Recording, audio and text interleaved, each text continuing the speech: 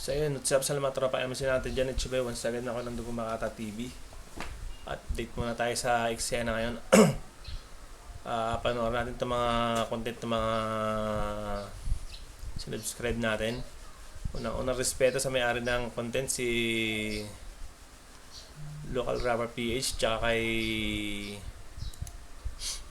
Usapang Rap Battle. Sa kadala yung original na content, yun ang re-reactan natin ngayon. At di ka na pagtatagalin, let's go! Batas, itinanggi, nasipsip siya kay Enigma. Lipcram, naisip noon na pinagtutulungan siya nila Apex at Looney. Hindi nga nagustuhan ng mga MC na nakaban sa flip top ang mungkahin ni Batas na kung saan ang mga magta-try out daw na MC sa liga ay kakalabanin ang MC mga nakaban. Sa bidyong ibinahagi nga ni Akata ay tila hindi niya ikinatuwa ang sinabi ni Batas at dito nga ay sinabi ng MC na di umano magpagaling na lang daw si Batas sa Canada dahil may sakit daw ito sa... Eto yung napalad ko yung nireplyan ni Nico ni Akata si Batas sa sinabi niya na yung mga ban nga raw ang maging topic sa mga papasok sa liga, parang sila yung gustong gawing topic. Atay. Puking ina nito ni Batas. Ito yung reply naman ni Akata sa sinabi ni Batas. Sabi niya sa basehan ng bawat turado niya, dapat daw yung mga magta-try out ang i-diss kaming mga band sa flip top. Tapos natutuwa siya, ha? Eh kung sabihin ko kaya sa puking ina mo, magpagamot ka na lang dyan sa Canada, manahimik ka kasi yung atay mo bulok. Sa nag-reaction video nga ni Batas sa Daw si Akata, sira ulo pa rin, Himik ka kasi yung atay mo bulok. Sa nag-reaction video nga ni Batas sa laban ni Bitrum at EJ Power ay tila sumagot ito sa naging patama ni Akata. Ayon nga kay Batas ay pumunta siya ng Canada hindi para magpagamot, bagkus kung dumating man daw siya sa pagkakataon na ganong bagay ay hindi siya aasa sa iba. Puta, lahat tayo mamamatay din. So maaring Ito naman wala naman tayong ibang pupuntahan kundi doon naman lahat. wala nga akong tama ngayon sa atay, pero sa future hindi natin alam kung ano mangyayari. Isa sa rason yun, kaya ako pumunta dito sa Canada, hindi para magpagamot, kundi para kapag dumating yung pangangailangan ko sa ganung bagay, di ba? Hindi ako send Gcash, di ba? Hindi ko...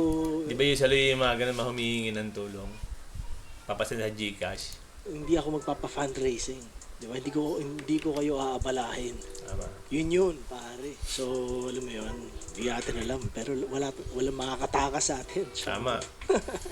Dito rin ay sinagot ni Batas ang ibinabato sa kanya ng kanyang mga haters na di umano sip-sip siya kay Enigma. Paliwanag nga ng MC na kung may kaibigan o kamag-anak daw ang isang tao na may maling nagawa ay paniguradong kakampihan daw ito dahil syempre pamilya sila. Lalo na kung nasa tama ang kaibigan o kapamilya. Paliwanag nga nito ay matagal na silang magkakampi ni Enigma bago pa mabuo ang flip top. meron din mga nagko-comment. Alam mo yun, sip-sip daw ako kay Arik. Alam mo yun, kung ano mang ganun. Ito sabihin ko sa inyo, pare. Kung ang kapamilya o kaibigan nyo nasa mali, kinakampihan nyo pa rin, di ba? Tapos mag-uusap na lang kayo ng private kung tingin mong mali siya. Pero gagawin mo yun. Kung gagawin mo yun sa kapamilya mo at sa kaibigan mo, kahit alam mong mali sila. Dahil syempre pamilya kayo. Syempre kaibigan mo siya. How much more, pare, kung alam mong tama yung tao. Tama yung kaibigan mo. Diba? Naintindihan ko naman yung punto ni ni Batas. At may content din ako na tungkol sa pagkakaban ni Apex sa liga. May may komentaryo din ako dun sa yun, tingin sa sa page. Hanapin niyo yun doon. Naintindihan natin pero iba-iba syempre, iba yung side pa rin ni Arik. So, alam mo yun, matagal na kami magkakampi ni Arik. Wala pang flip top, magkakampi na kami niyan. Wah. At least naging totoo, di ba? Baga, kahit sinong pinapakinggan yung rapper, kahit gaano kawak, pinag-uusapan nilang loyalty. Tapos putang ina, nagtataka kayo sa mga ganyang bagay. Di ba? At yun nga, pare. Uulitin ko. Kung kinakampihan mo pa rin, minsan kahit alam mong mali na ang kaibigan o kapamilya mo, how much more kung alam mo na sa lugar siya.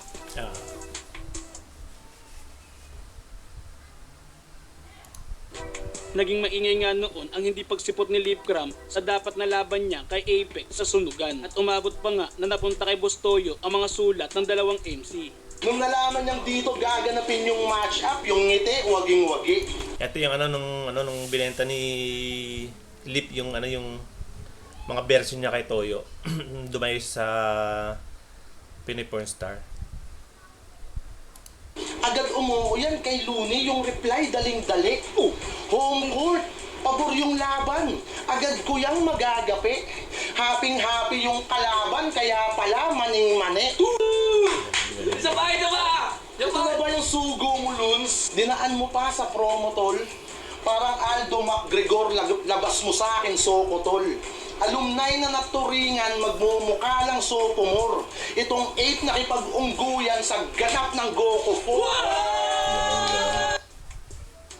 Sa naging interview nga ng Dobrak TV kay Lipcram ay naikwento dito ng MC na noong kasagsagan ng issue niya kay Apex ay talagang magulo ang pag-iisip niya noon. Dumating pa nga sa punto na inisip niya daw na pinagtutulungan daw siya nila Looney at Apex. Dahil nang Naging paranoid siya noon mga panahon na yan.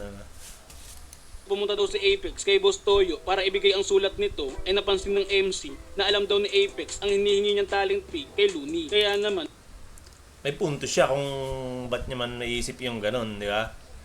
Yung mga ganung anggulo na malaman mo yung sinasahod ng isang MC, yung hinihingi niyang talent sa may-ari ng liga, malaman mo, napaka lalim ng naisip niya na pinagtutulungan siya ng mga ito. Ayon nga kay Lipcram ay tila na naik pa rin ang pagkakaibigan daw ng dalawa. Pero yung utak ko kasi noon, iba yung takbo ng utak ko noon. May pagka-paranoid, may Ayun. mga problema, may mga tino-troubleshoot. Ang dami kong Tapos hanggang sa pinenta ko yung sulat kay Toyo, na nag-rebat ka agad sa Apex, pumunta agad sa Apex. pumunta. Sabi ko, tangin na yan. Doon ko napagtanto na para akong pinagkakaisan. Kasi, ang narinig ko sa sulat na Apex, ando doon nung dinidemand kong TF. Bakit mo alam yun? Una sa lahat, dapat confidential yung mga talent pin ng artist. Hindi alam ng artist yung TF ng ibang artist. Oo, hindi ko nga alam TF niya eh. Tapos ikaw alam mo TF ko. Yung dinidemand kong TF. Ibig sabihin, sinabi sa'yo ni Luns. Ayun yung nagpalinaw sa akin. Natuloy pala kami para akong ginisa. Okay. Ayun yung nakita ko, ayun yung narinig ko, ayun yung speak. Yun yung yun yung mga naglalaro sa isip niya nung kasagsagan ng issue nila ni Apex noon. Dinidemand kong TF. 70,000. At 50 lang, para mga ganun sa Apex. Na bakit mo alam? Okay. Diba? Doon pa lang, kung neutral si Luns, sa isip-isip ko noon, nung panahon na yun, hindi niya malalaman yung talent ko. O kung nagdidemand man ako. Basta yun yung headspace mo that time. Oo, yun yung naisip ko. Okay. Puta na, tama lang pala yung ginawa ko sa mga gagong to. Kung nagkataon pala, parang ginisa yung sarili ko.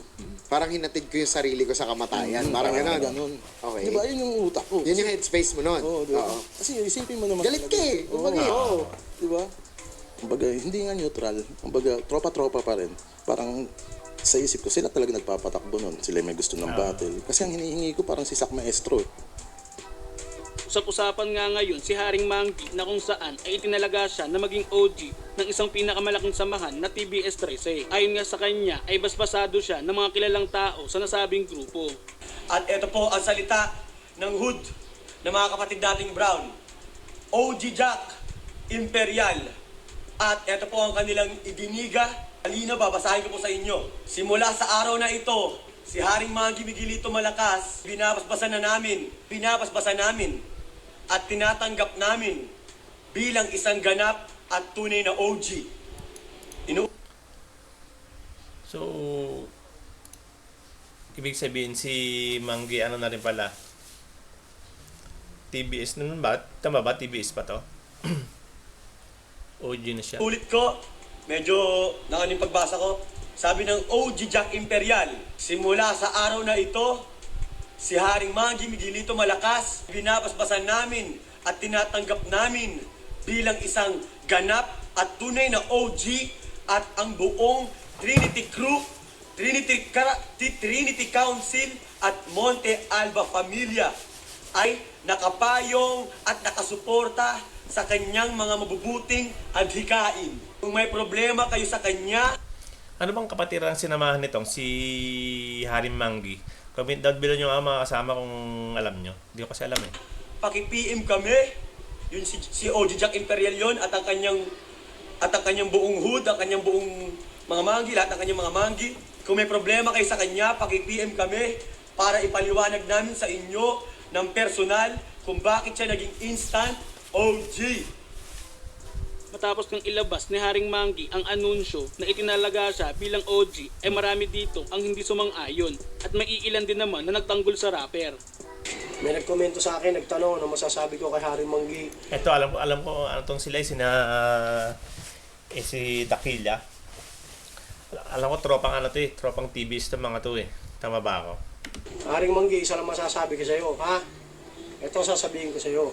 Kung ano man yung binigay sa iyo at inilagay sa balikat mo na pagiging isang pinuno, siguro may potensyal ka, kaya ka inilagay sa ganyang pwesto. Kung ano man yung magandang gagawin mo, nakaabang na lang kami dyan at nakasuporta rin siguro, isa lang ako sa nakasuporta kung ano man yung magandang gagawin mo, kaya ka siguro ginawang pinuno. Maganda yung ano ni AC dito. Ang punto niya. Ng TBS, kung saan ka man nanggaling, nare-respeto ko kayo at mabuhay kayo mga kapatid. Ngayon, wala na akong ibang kinalaman.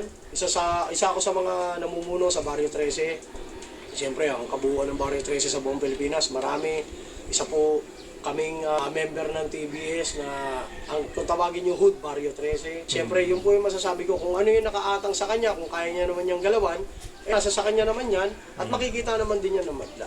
Ngayon, yung may mga maraming sinasabi at tinatanong niyo naman sa akin yun. Labas naman po ako doon, hindi naman din ako sila. Ngayon, kung ano naman yung sinasabi nila, wala akong kinalaman doon.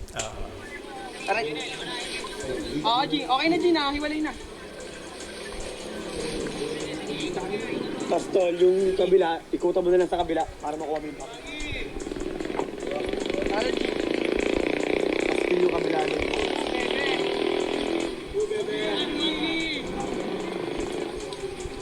Dali, tol. Yun. Ito malamit. Tulong para sa hood na nasunugan na mga manggi natin sa TBS, Maharlika Hood. So ayan no, si Manggi na yung ginawang OG ng hood nila. So yun yung content natin doon kay local Grammar PH. Ito naman sa yung isa. Kaya usapang rap battle kung natin kung naman yung ano niya. Batas sumagot na kay Akata. Denmark tablado na talaga sa teritoryo. At Jonas hindi pabor sa masyadong personalan. Alamin natin ng mga yan. So tara. Proper PH. Shoutout sa iyo. Sa latest upload nga ng basihan ng bawat turado. Dito ito pa rin no, yung issue pa rin ni Batas doon sa pagbibigay niya ng komento niya sa issue ni Enigma. ay sumagot si Batas sa binitawan ng salita kamakailan ni Akata about kay Batas na meron daw itong sakit sa atay. Pinginan nito ni Batas no? Sabi niya sa basehan ng bawat turado niya, dapat daw yung mga magta-tryout ang i-diss kaming mga band sa flip-top. Tapos natutuwa siya, ha? Kung sabihin ko kaya sa puking ina mo, magpagamot ka na lang dyan sa Canada, manahimik ka kasi yung atay mo bulok. Ayon kay Batas, fake news sa mga sinabi na ito ni Akata. Sa lahat na nangangamusta sa akin, ayos lang ako mga pare. Walang tama atay ko, o at least hindi ko alam. Utak ko may tama, yo. Fake news yan. At alam nyo naman, ang mga taong naniniwala sa fake news, malamang alam nyo kung sinong kandidato ng mga yan. Isa ba kayo doon? Baka meron yung tama atay ko nang hindi ko pa alam. Kasi, ewan ko, di ba? So tinanggi niya yung issue yun na yung may tama siya sa atay. Malay natin, di naman natin alam lahat ng bagay. So maaring wala nga akong tama ngayon sa atay, pero sa future hindi natin alam kung ano mangyayari. Isa sa rason yun, kaya ako pumunta dito sa Canada, hindi para magpagamot, kundi para kapag dumating yung pangangailangan ko sa ganung bagay. Di ba? Hindi ako send GCash. Di ba? Hindi ako magpapa-fundraising. Di ba? Hindi ko kayo aabalahin. Yun, pare. So, alam mo yun, hindi natin alam. Pero wala makakatakas sa atin. So, kung di ka magkasakit, ibig sabihin, merong nangyari sa'yo. Sa kabilang balita naman, may tryouts nga muli ang teritoryo na mula sa liga ni J. King dahil nga sa ginawa ni Denmark sa kanila. Gustong maghanap muli ng teritoryo na papalit kay Denmark at sa pagkakataon daw na ito ay ginto na Papalit ng pambato, ano? Naghanap siya. talaga ang kailangan nila at hindi na sinto. Pas na muna daw sa baliw. Ayon ito mismo kay J. King. Ang kulit eh, no? Pinili mauna ni tropang Denmark. Pakinggan natin. Yo, pinili ko talagang mauna. Alam ko na talaga dito mananalo sa akin. Pangalawang tryout ko na to sa teritoryo ngayon pa lang ako na siguro ang magka-champion dito ngayon. Hindi na balik ka na rin. Hindi na lang pinagpasalamat ni Denmark. Binigyan siya ni J. King ng oportunidad para makilala. Nistapa pa. Alam mo yun, yung issue na yun, yung nanghingi raw siya ng 1,000 sa ko kung ganyan siya nanghingi. Tapos sinabi niya nung huli na nanalo raw siya. Tapos nalaman na hindi pala siya sumipot. Tapos ang sinabi niya sa hiningian niya nanalo daw. Ang kulit no? Dito mananalo sa akin. Pangalawang tryout ko na to sa teritoryo ngayon pa lang ako na siguro ang magka-champion dito ngayon. Kung napanood niyo yung laban ni ni Denmark tsaka ni yung isa si Ojiwon. Talo siya doon eh. Doon lang ginanap kasi sa Kabanatuan kaya sa palagay ko parang nadaya si Ojiwon. Pero mas magaling si Ojiwon doon para sa akin. At sa huling balita, nagiging meta nga umano ang dark humor dahil sa pinakitang galing ni Bitrum at EJ Power. Itong nakaraang Ahon 16, sila nga ang tinuturing na Battle of the Night ng Ahon at candidate ng Battle of the Year. Kaya may mga nagsasabi na ang dark humor ang bagong meta ngayon. Pero tila hindi nga sang-ayon dito si Jonas sa interview nga niya sa Linya Linya Show. Ayon sa kanya, kung talagang magaling kang battle MC, kaya mong talunin ang kalaban mo nang walang dinadamay. Tama, ganoon naman talaga eh. Dapat yun ang malaman ng mga battle MC dapat. Ilabas nila kung saan sila, hindi siya yung puro damay-damay na kung ano. Hindi rin ako sang-ayon sa mga ganong estilo ng mga battle MC, mga ganong damay-damay asawa, kung ano. Tama yung sinabi ni dito, Sa tingin mo ba ikaw, dapat may limitations ba yung humor? May mga topics o issues ba na sa tingin mo dapat kahit sa battle rap, hindi dapat tinatawid? Meron. Ramdam ko meron. Dahil sa opinion ko lang, hindi lahat ng nanonood sa Flip Top is open na tangina, battle rap yan eh. Hindi eh. May mga kapatid, magulang na hindi open sa ganun na dapat tsaka kasi parang nakikita ko ganito eh. Kung talagang malupit ka, kaya mong dumurog ng kalaban ng walang dinadamay. Tama. Or pwede kang maidamay na hindi ganun kalala eh. Meron kasing talagang sobrang lala eh. Na kaya hindi ko rin siya ginagawa. Kahit nung binata pa ako. Hindi ako ganun eh. Hindi talaga ako sa mga eh. Ginawa mo na rin yun dati, ka ba? Yung damay anak. Tapos, sino ba yung nakalaban mo noon na dinamay mo yung anak? Pero binata ka pa noon. Tapos, one time, gumante sila na, nung nagkapamilya ka na, ikaw din yung ginanon. Ewan ko kasi naman kalaban mo na noon. Pero napanood ko yun. Syempre, nakikita ko. Or hindi lang din talaga ako ganun. May limit talaga lahat, sir. Lahat naman, kahit sabi mong lahat. Maganda yun, okay naman yung ganun, pero limitado lang. Huwag naman yung masyadong, huwag naman masyadong brutal na kung ano-anong ganun kasama. Pwede namang pahapyaw na banggitin, pero huwag nang idamay sa kung anong man. Pwede mo sabihin dyan. Lahat pwede mo sabihin. Pero hindi lahat yan kayang tanggapin. Di ba? O paano kung ganun nga, sobrang salbahe mo sa stage. May isang taong hindi abot yung mga sinabi mo. Paano kung hindi matiin na kung matulig yun. Di ba? May mga ganun eh, na hindi lahat yan mapapaunawa mo eh. Pero hindi ko sinasabing bawal. Lahat nga pwede nyo gawin, lahat pwede nyo sabihin, kahit sino pwede nyo idamay. Pero, sa pananaw ko lang, bilang ako siguro, joker, kaya kong mag-rap sa stage ng... Magaling ka doon. Dalawa lang tayo magmamano-mano rito. Magaling si Jonas kung sa flow lang din magaling si Jonas sa flow, sa tugmaan, magaling siya. Tangina, talaga malupit. At tama yung sinabi niya na kaya niya mandurog ng kabatil niya na hindi nandadamay ng pamilya. Pero kung magdadamay ka ng mga hindi nakasama dun sa rap, pero hindi ko sinasabing gawin nyo.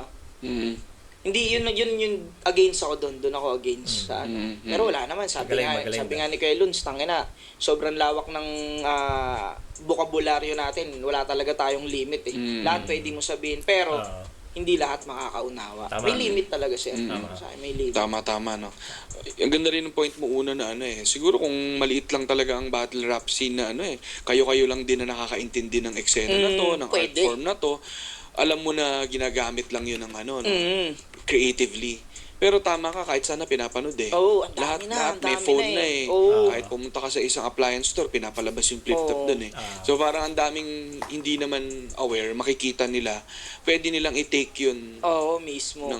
Maganda ang battle, libangan. Kung tagisan lang din ng galing sa tugma ng lalo na ganyan, mga comedy, napakagandang papalipas oras yan para panoorin.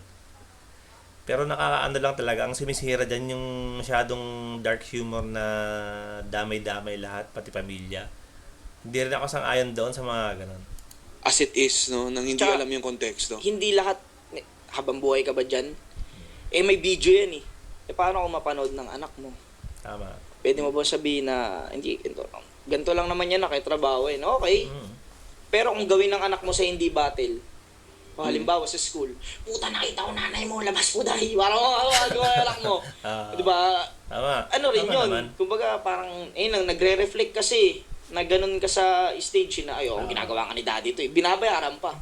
Pero hindi ko sinasabing hindi ako nagmamalinis dito na kung, wala, gawin nyo lahat ng mga gusto nyo, kung kahit ano nyo sabihin nyo dyan. Pero yun nga, dapat, rin tayo, aware din tayo na, hindi naman tayo habang buhay rapid. Na may mga bata ring nakakapanood ng mga video na to kamo. Pero may normal na buhay din tayo at yung mga kalaban natin, may normal na buhay din yan. So kayo ba mga kuys, ano masasabi nyo sa mga sinabi na ito ni Jonas? Kung naman sa loobin mo, comment mo lang sa baba. Nang mapag-usapan natin yan, so yun lang. God bless. So ayun no. So ayun yung mga update natin ngayon sa araw na to, March 10, 2026. Ayun ang update natin ngayon. Love, peace, and ciao.